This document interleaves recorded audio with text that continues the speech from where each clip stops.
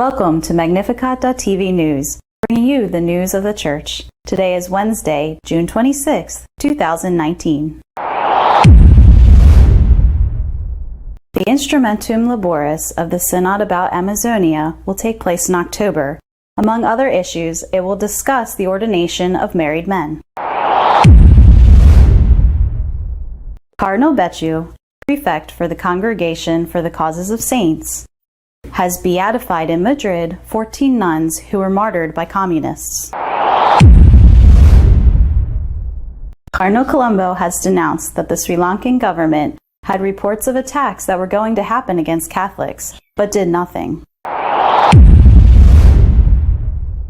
The Archbishop of Paris has fulfilled his promise about the Notre Dame Cathedral, and shortly after fire had ravaged that cathedral, Mass had been held in there again. Cardinal Cupich of Chicago had disallowed the bishop who would not give communion to the politicians who voted in favor of the new abortion law. During the Amazon Synod, which will take place in Rome in October, it will be discussed, among other issues, the priestly ordination of married men. With the title Amazonia, New Paths for the Church and for an Integral Ecology, has been released the Instrumentum Laboris of the Amazon Synod, which will take place at the Vatican from October 6th to the 27th of 2019. One of the parts that has triggered most controversy is the one that has the title Challenges and Hopes of a Prophetic Church in Amazonia, with an Amazonian and missionary face. Stating that celibacy is a gift for the Church, a calling is made to consider the possibility, for the most remote areas of the region, of priestly ordaining of elderly people, preferably indigenous even if they have already had an established, stable family, in order to ensure the sacraments. A calling is also made to identify what kind of official ministry can be conferred to women, taking into consideration the central role that they play today in the Amazonian Church. 14 cloistered martyred nuns were beatified in Madrid by Cardinal Becciu, prefect of the Causes of Saints. Cardinal Becciu, prefect of the Congregation for the Causes of Saints, proclaimed in Madrid 14 Conceptionist Franciscan nuns martyred in 1936 at the beginning of the Spanish Civil War as blessed. The religious women were killed by the communists. Cardinal Becciu stated during his homily that Mother María del Carmen La Cava and her companions came from monasteries in Madrid, El Pardo, and Escalonia, and that they were killed during the religious persecution that wanted to eliminate the church in Spain. The cardinal emphasized that it was precisely the aversion to God and the Christian faith that determined their martyrdom. Their tormentors were militiamen who, driven by hatred of the Catholic Church, acted as the main characters of a general systematic religious persecution against the most emblematic people in the Catholic community. Cardinal Becciu narrated facts about their martyrdom that are deeply astonishing, such as the cry, "Long live Christ the King," with which they received the execution discharge, or the "Yes, by the grace of God," with which they responded to the question from their killers asking if they were nuns, which was equivalent to a death sentence. According to the cardinal, the strength of the martyrs in Spanish land is the strength of faith, of hope, and of love, which have proven to be stronger than violence. The cruelty of the execution squads and of the whole hatred organized system has been defeated. The Cardinal of Colombo announced that the Sri Lankan government knew about the attacks that were going to happen against Catholics and did nothing to prevent it. During a press conference in Rome, Cardinal Ranjith, Archbishop of Colombo, Sri Lanka, stated that the Secret Service of India had informed the Sri Lanka government about the April 4th attack, but they did nothing about it. 2 months after the deadly terrorist attacks, which devastated Sri Lanka on Easter Sunday, the Cardinal of Colombo denounced a serious responsibility failure on the part of the Sri Lankan government, which had been informed about the threat. He added, "If I had known about an attack being plotted, I would have emptied all the churches and would have told people to go home. We could have protected them. According to the reports, the country's authorities had been warned several times about the threat of a terrorist attack in April, including the very morning when the attacks took place. The cardinal pointed out that 2 years ago, the local police found jihadist training camps with weapons and explosives. Holy Mass was again celebrated at the Cathedral of Notre Dame in Paris, which was ravaged by fire only months ago. The Diocese of Paris announced that Mass at the Notre Dame Cathedral was celebrated for the first time on Saturday the 15th, 2 months after the fire that partially destroyed the building. Due to obvious safety reasons, believers could not attend, but they were able to follow the celebration live on KTL television, the Catholic television channel in France. The celebration was presided by the Archbishop of Paris, Monsieur Alpetit. Only 30 people attended. The statement from the Archdiocese of Paris states that the chosen date was symbolic. In fact, on June 15th is held the feast of the dedication of the Cathedral of Notre Dame. Parisians and tourists need to continue assembling in prayer. In order to fulfill this need, the diocese decided to put up an image of the Virgin in the cathedral square, in a space reserved for meditation. At the site, there will always be priests available in order to greet visitors and for confession. Cardinal Cupich has expressed himself in favor of giving communion to the politicians who voted in favor of the very permissible abortion law in the state of Illinois. Cardinal Cupich of Chicago defended giving Holy Communion to the pro-abortion politicians, saying, "I think to impose sanctions would be self-defeating because it simply doesn't change anyone's mindset." Cardinal Cupich, citing Article 915 of the Canon Law Code, expressed his point of view in the wake of the Bishop of Springfield, also in Illinois. Prohibition to the pro-abortion legislators to receive the sacrament of Holy Communion. For the Bishop of Springfield, the prohibition to receive communion sends a warning message to all the Catholic community about the seriousness of the sin of abortion and the penalties incurred by those who perform it.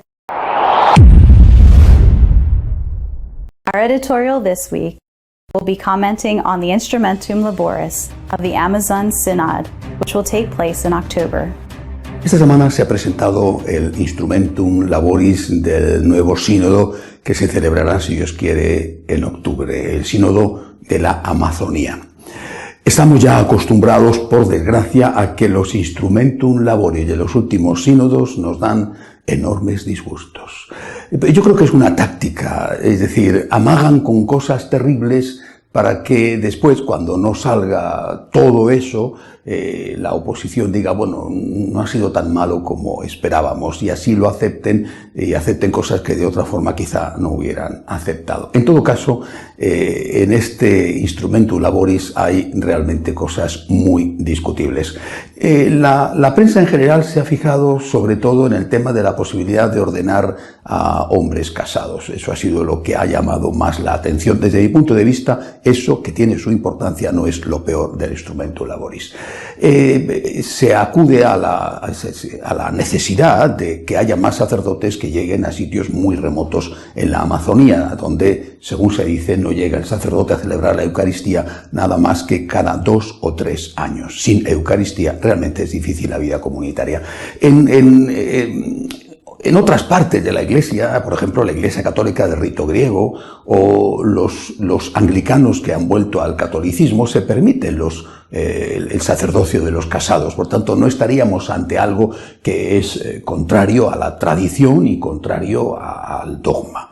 Ese de verdad no es el problema. Lo que sí que sucede es que se tiene la sospecha de que esto no es más que una excusa. Esto es la tapadera, lo de la dificultad en llegar a los sitios más remotos de las selvas de Brasil o de las selvas amazónicas de Colombia o de Perú. Esto no es más que la excusa, la tapadera para permitir que en otros sitios también se acepte el sacerdocio de los casados. Por ejemplo, Alemania.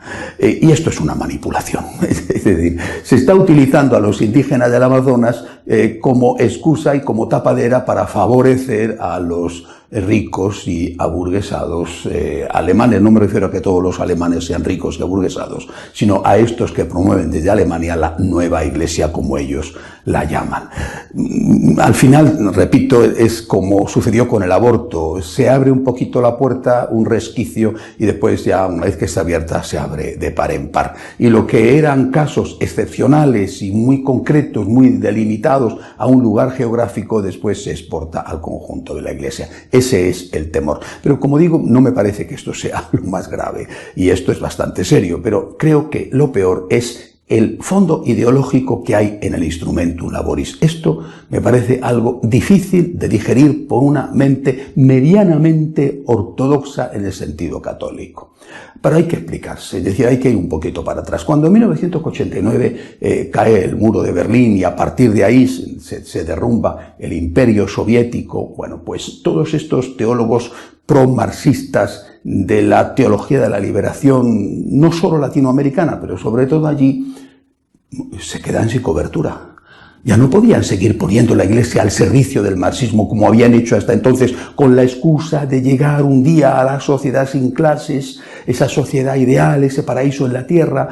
Y, por supuesto, para llegar a esa sociedad sin clases había que pasar por la dictadura del proletariado. Dictadura que no quedaba más remedio que fuera sangrienta, porque eso eran daños colaterales. Bueno, pero cuando ya se puso de manifiesto ante todo el mundo lo que había detrás del telón de acero, ya no pudieron seguir haciendo el mismo discurso, no por falta de ganas, sino porque nadie les creía, y entonces se reciclaron.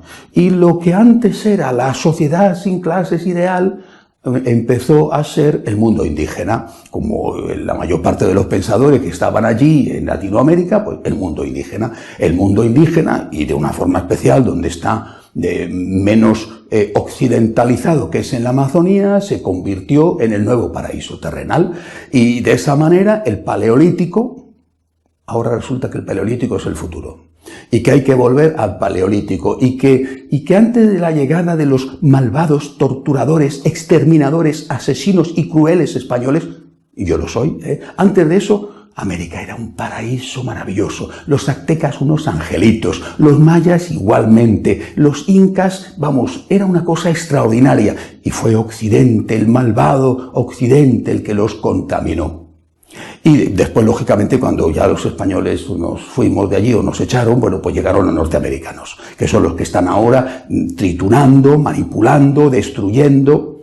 Hay que volver al paraíso en la tierra, que era el mundo paleolítico. Esto es difícil de digerir, sinceramente, pero es que además, sobre todo, presentan lo que ellos llaman la Amazonía, el territorio lo presentan y lo dicen explícitamente como un lugar teológico del cual se pueden deducir consecuencias de revelación. Es, junto con la Escritura y con la tradición, el tercer lugar teológico. Dios se revela a través de la Amazonía y de los pueblos amazónicos. Y si en algún caso hay una colisión entre las enseñanzas de la revelación en la Escritura o las enseñanzas de la tradición, lo que tiene que ganar es la Amazonía. Porque estos malvados neocapitalistas, que somos todos los occidentales, pues resulta que nosotros tenemos que dejar y renunciar a nuestra forma de pensar, porque hay que ir a la pluralidad. Hay que ir a la pluralidad y a la adaptación a las diferentes culturas. ¿Eso qué significa? Pues eso significa que, con la excusa, repito, de que hay lugares donde no llega la evangelización, y eso hay que evidentemente remediarlo, lo que se quiere es decir que tenemos que inculturizarnos en los distintos lugares, no solo en la Amazonía, sino en el resto del mundo también. O sea, la Iglesia tiene que rendirse al mundo. Eso es lo que significa. A mí me llama poderosamente la atención.